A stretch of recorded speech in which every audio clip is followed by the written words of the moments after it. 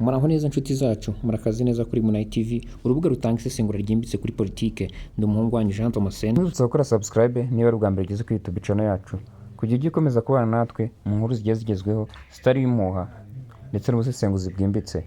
Uyu munsi turi ku itariki 21 Werurwe 2025. Inkuru ziracicikana ku mbuga nkoranyambaga ndetse no mu binyamakuru bitandukanye, yaba twavuga BBC, Igihe ndetse n'ibindi binyamakuru mu Rwanda, amateleviziyo ndetse n'amaradiyo, yaba ibyo mu Rwanda, ibyo mu karere u Rwanda ruherereyemo ndetse no hanze.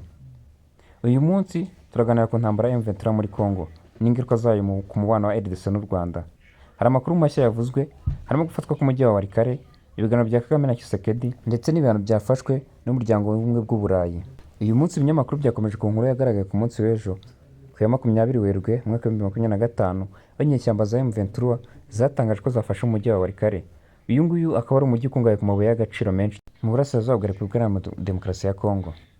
Leta ya Congo ivuga ko uyu mutwe wa M23 ushyigikiwe n'ingabo z'u Rwanda, mu gihe u Rwanda rwo ruvuga ko ibi ari ibibazo by'abanyekongo, bityo bakwiye kubikemura bo ubwabo batabageretse ku Rwanda nk'uko byagiye bitangazwa n'abayobozi b'u Rwanda bakuru.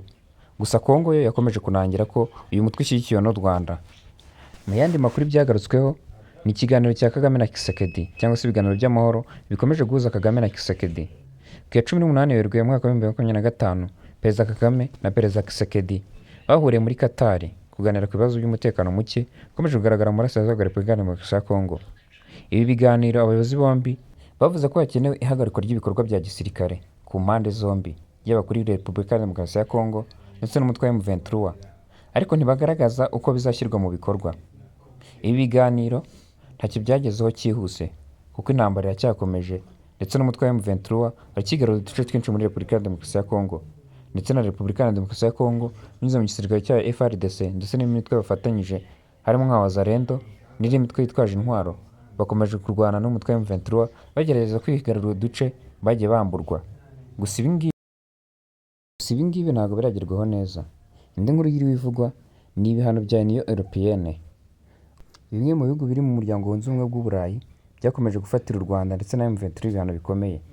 Umuryango w'ibihugu byunze ubumwe by'Uburayi wafatiye ibihano abantu 9 bashinzwe kugira uruhare mu mvuruzo muri Repubulika Iharanira Demokarasi ya Congo. Ibi byahise bituma umutwe M23 wikura mu biganiro by'amahoro, aho uyu mutwe M23 wavuze ko ibi bihano bibogamiye kuri leta ya Congo. Ibi bikomeje gutuma amahoro agorana. Muri iki gihe isi yose hanze amaso ibera muri Repubulika Iharanira Demokarasi ya Congo. Umutwe wa M23, Repubulika Iharanira Demokarasi ya Congo ndetse n'imindi mitwe bafatanya yitwaje intwaro bakomeje intambara. Gusa ku rundi ruhande abaturage bakomeje kubitikiriramo. Harabavuye mu gihe ibintu bikomeje kuzamba muri Repubulika Iharanira Demokarasi ya Congo, isi yose hanze amaso Qatar nk'umuhuza ndetse n'imiryango itandukanye. Aha twavuga nk'umuryango w'ubumwe bw'Uburayi wabibumbyeho. Twabonye ko ku itariki ya 18 Werurwe 2025 bohereje inzobere z'umuryango w'abibumbye muri Repubulika Iharanira Demokarasi ya Congo. Zageze mu mujyi wa Goma muri Repubulika Iharanira Demokarasi ya Congo. Intego nyamukuru y'uruzinduko ni gukora iperereza ku byaha by'intambara byakozwe n'imitwe yitwaje intwaro, cyane cyane umutwe wa M23 mu karere k'uburasirazuba bwa Congo. Reka turebere hamwe mu nshingano z'inzobere z'umuryango w'abibumbye. Inshingano ya mbere bafite ni gusuzuma ibyaha by'intambara. Bashinzwe gukusanya ibimenyetso no gukora raporo ku byaha by'intambara ndetse n'ibyaha byibasiye inyokomuntu byakozwe n'imitwe yitwaje intwaro, harimo no kureba uruhare rwa M23 mu bikorwa byo guhungabanya umutekano w'abaturage. Indi nshingano ya kabiri ni ugukorana n'inzego z'ubutabera. Izi nzobere zizakora n'inzego z'ubutabera za Congo ndetse n'izindi nzego mpuzamahanga mu rwego rwo gukurikirana no guhana abakekwaho gukora ibyaha by'intambara. Indi nshingano bafite ni ugutanga inama ku bijyanye no kubungabunga amahoro.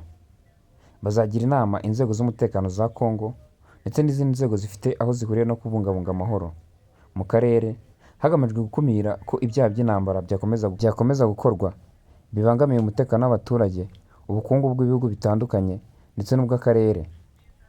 Izi nzobere za Loni zije mu gihe akarere k'uburasirazuba bwa Congo gakomeje guhura n'ibibazo by'umutekano muke. Bikaba byaragaragaye ko ingaruka zikomeye kugera ku baturage. Uruzinduko rwitezweho gutanga umusanzu mu gukemura ibibazo by'umutekano muke ugaragara mu burasirazuba bwa Repubulika Iharanira Demokarasi ya Congo ndetse no kungama ibihugu ndetse no gukemura ibibazo by'umutekano muke no kuzana amahoro arambye mu bihugu by'akarere u Rwanda ruherereyemo ndetse na Congo. Reka ngushimire rero twabanye. Iyi ni incamake ku byiriwe bivugwa ku intambara yo muri Congo, u Rwanda, M23 ndetse no mu karere muri rusange. Niba ushaka kujya ukurikira amakuru nk'aya ngaya yizewe atari w'impuha ndetse y'incamake ku byiriwe byaranze umunsi wose, usabe gukora subscribe kuri YouTube yacu ya Munai TV. Iyi ni YouTube channel igenda ikugezaho amakuru yizewe atari w'impuha ku byiriwe bivugwa mu Rwanda ndetse no hirya no hino, by'umwihariko mu karere u Rwanda rurereyemo, Repubulika Iharanira Demokarasi ya Congo, umutwe wa M23 ndetse n'ibindi bitandukanye. Reka ngushimire rero twabanye kuri uyu munsi, nkwifuriza ibihe byiza, mukomeze mugire amahoro, mwirinde intambara nk'abirinda umucanga mu kirahure cy'amaso.